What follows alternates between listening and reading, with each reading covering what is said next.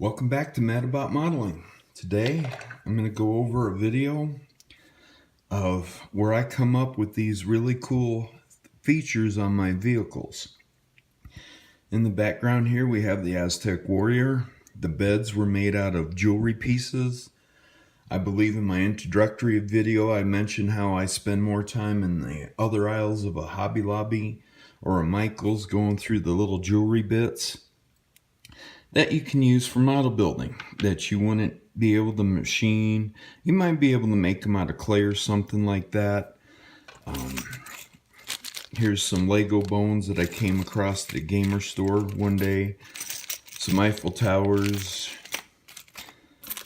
coins. They make all kinds of different coins for jewelry making that you can take the little loop off of.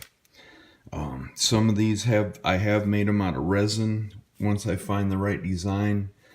Like I can point out here to you in the in the Aztec Warrior, this piece here, right here, is in the bed of this truck.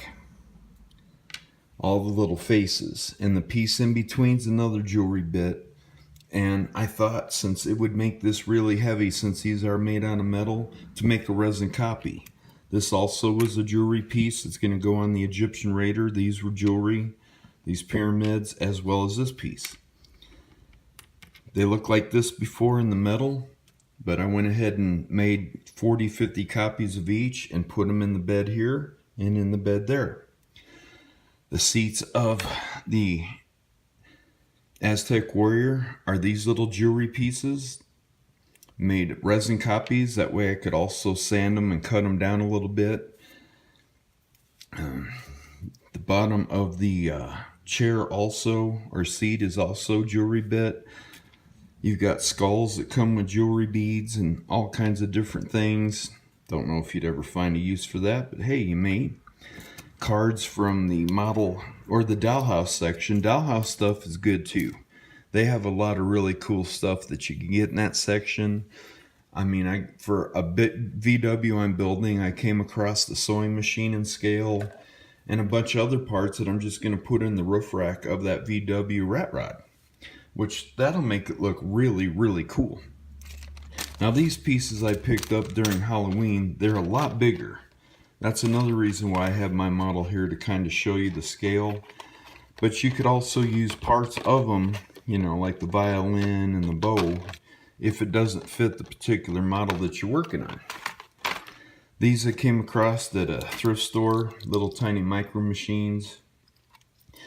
My idea was to put them in the back of a pickup truck, and then out of some models they had PlayStations. You can use the controller to make it look like it's an RC car, add a little antenna to it, and you've got an RC car for stuff in the back of beds to give it that little extra kick at a contest.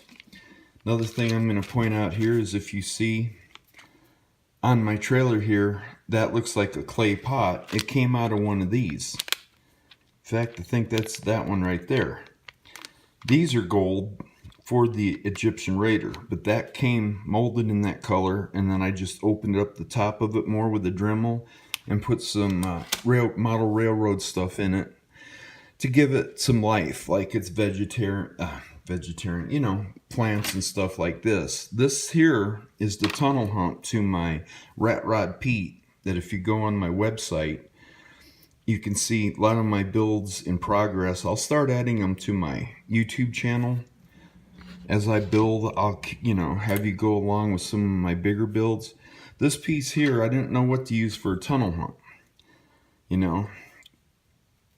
And this is really decorative. Well, my wife lost one of her pair of earrings, the other pair. And I looked at this and I'm like, that's like photo etch. That's really, really cool. So I thought, well, you know, why not? So I made a form out of high density foam, just sanded it really quick to get this shape here. And then I took this and bent it over that shape and then bent it to fit. Voila, you have an instant tunnel for the transmission of the Rat Rod Pete. Came out really cool. I really like that. to pick up something somewhere else and incorporate it into your builds. And that's why I'm showing you this stuff here. Give you some ideas instead of just going right to the model section of any craft store. Check out the other areas. Check out the crafting, the scrapbooking. Another cool feature that scrapbooking has is they have what's called a Beadaline product.